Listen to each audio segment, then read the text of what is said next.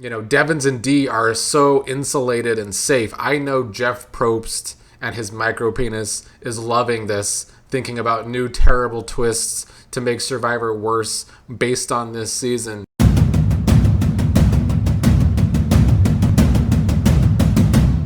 What is up, everybody? Back for a Big Brother 28 live feed update as we continue to absolutely suffer this season. And you want to know some real talk? I also just stubbed the fuck out of my toe before doing this video, so I have even more aggravation to get out today. We lost Jason, and now we are just still stuck. Seems like we're watching reruns of a bad TV show. That is exactly what Big Brother 28 feels like. We are stuck in a rinse and repeat, as Haley is now the HOH. Sorry for the jump scare. We are now going on 4 weeks with 0 power flips, and the season has gone from what I've been calling a bottom 10 season to definitely a bottom 5 season. BB28 is firmly with the likes of Big Brother 15, Big Brother 19, Big Brother 21, Big Brother 22. The worst and the most boring seasons. What a lineup to be in. We have not had a bad season like this since Small Stars 6 years ago. And I am feeling the funk. That was actually the first season I covered on this channel, and I gave up after a month. So that's the projection that we are on here. What I'm most upset about is the last 2 seasons finally made progress, really 3, on fluid gameplay and less total unanimous votes. But this season has regressed tenfold. Nobody's playing their own games. Every vote has been unanimous. And yeah, I know Taylor voted one time differently 2 weeks ago. One whole vote was not unanimous this season so far. Let's feel that excitement. The only people enjoying this season have to be hardcore Survivor fans watching for the first time. Because at least, Devens and Dee are so insulated and safe. I know Jeff Probst and his micro penis is loving this, thinking about new terrible twists to make Survivor worse based on this season. But I don't even get this from production trying to satisfy Survivor fans. Because frankly, unless someone's a really hardcore fan of these types of shows, I know several people that watch Survivor but will never watch Big Brother, just like I know several people that watch Big Brother but will never watch Survivor. There is plenty of people out there that don't watch both shows, so the entirety of the concept of this season is lost on me. Anyway, let's get to the shitty feeds quickly. Taylor last night told Lala, this was after Haley won HOH, Taylor told Lala to tell Haley that Melody doesn't like her. So what did Lala do when she got the chance to talk to Haley? She threw Mallory under the bus instead of Melody, mixing up the names. I'm so sick of Taylor having to coach Lala through the game this season. Lala is pushing 60. Lala can't find any game sense of her own. None. Tired of watching that. Melody was apologizing to Haley for talking bad about her. And Melody also admitted in her talk with Haley that she would have nominated Haley this week if she won HOH. I think Melody knows she could be in trouble this week.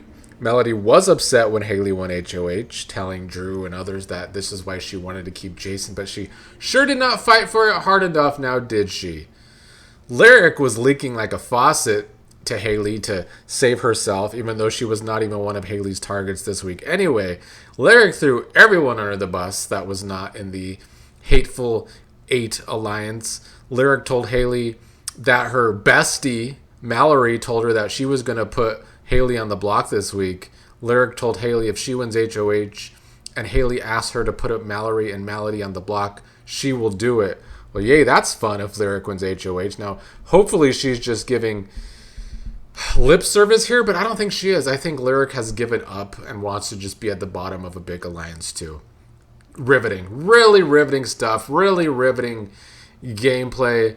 This season is an example of modern times, I guess, social media, where someone will attack someone and people will jump on it quickly.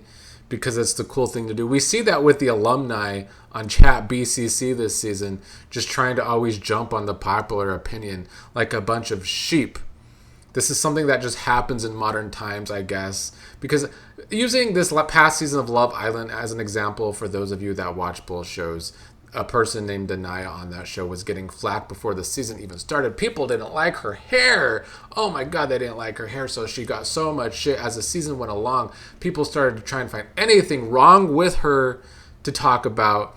And it got to a point where people that were talking shit about Anaya all season started to have to make up things to villainize Anaya for so that they can not look bad for their continuous takes about Anaya. That's exactly what happens this season. People want to villainize people that are at the bottom of the house to try and make them feel better about their games rather than just, playing the game and playing your own games. It becomes this groupthink house, and it really is making for a shit season.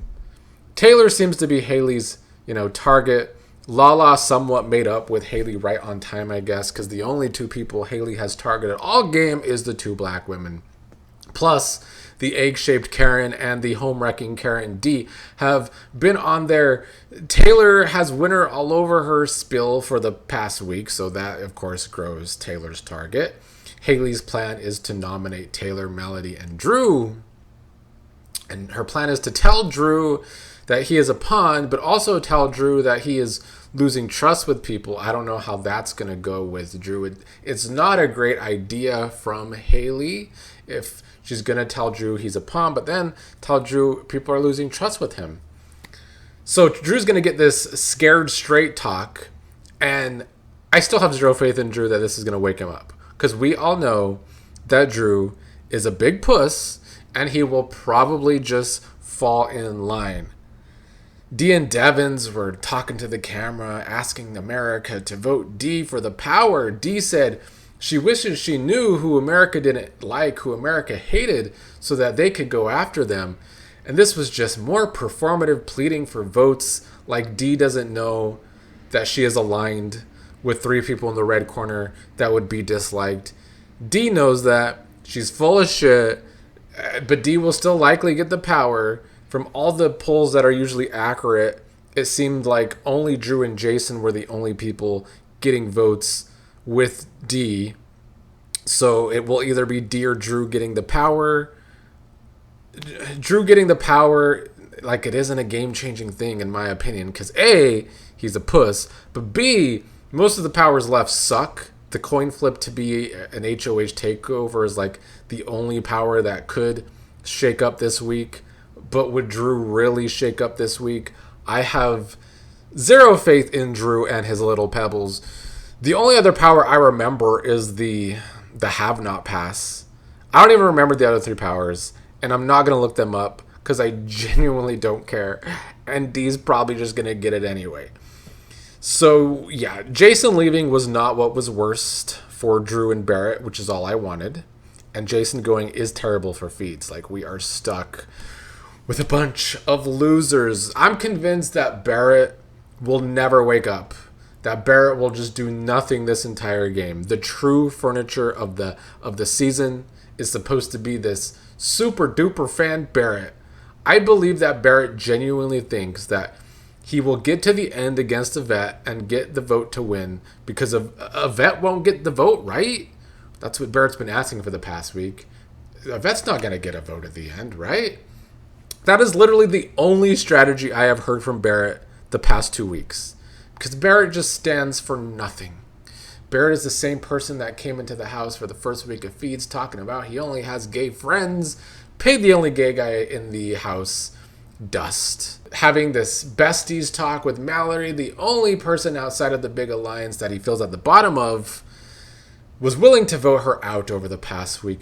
Barrett has felt like he is at the bottom of this big alliance for going on 2 weeks now, does nothing about it. So Barrett stands for nothing, doesn't even stand up for himself. It's so pathetic to watch. The vets want Kamu, Haley, Chuck to keep being mean and, borderline bullies, so the target is on them and not the vets, which, I mean, I guess it's a good idea from the vets. Haley did give an aggressive speech when she got the HOH room, talking about, if you have talked shit about me, don't come up to my room and eat my snacks. And I feel like Haley really thought that her speech was eating there. And then, the white people suck up Chuck hyped her up after and said it made Taylor cry, but it didn't. And everyone went to bed unbothered because Haley is another joke in a cast full of jokes. Yash's ability to have no real solid allies, but also no target on his back, should be studied, actually. Like, I don't know how long that can be kept up until he is just expendable, but it's the only game to watch right now that isn't a Hateful Eight thing, though Lyric did lock in a final 2 with him, but that's like her third final 2, so again, it's not exactly real. And that's about it. Haley's plan is Taylor, Melody, Drew with Lala as a renom option. It's just same old shit that we've been seeing all season. Same targets, same people in power. The only thing that can maybe shake things up today is Drew might be called out on his shit. I just don't see it like shaking things up. I have zero faith in Drew to have the guts to do something about it that goes against the vets. We have not seen any inkling that he would ever do that. He's just going to be mad at Haley, Chuck, maybe Kamu, but he's not going to have anything against the vets, even though they are involved in all of this. It really depends on what Haley says to Drew today, I guess. But like, even this target growing on Drew, this is something that's been happening since the first week too. That is just part of the same old shit that's been happening, going on for a month now. That's why it annoys me that the vets are begging to still get powers. The same people that have had zero adversity for this entire season. We will be going on a month with the vets having no adversity in this game, which to me is a sign of how weak these players are. We have a Big Brother returnee, a Survivor player, and a Survivor winner. A winner that has had zero adversity, and these people think they're really killing it. A bottom 5 cast.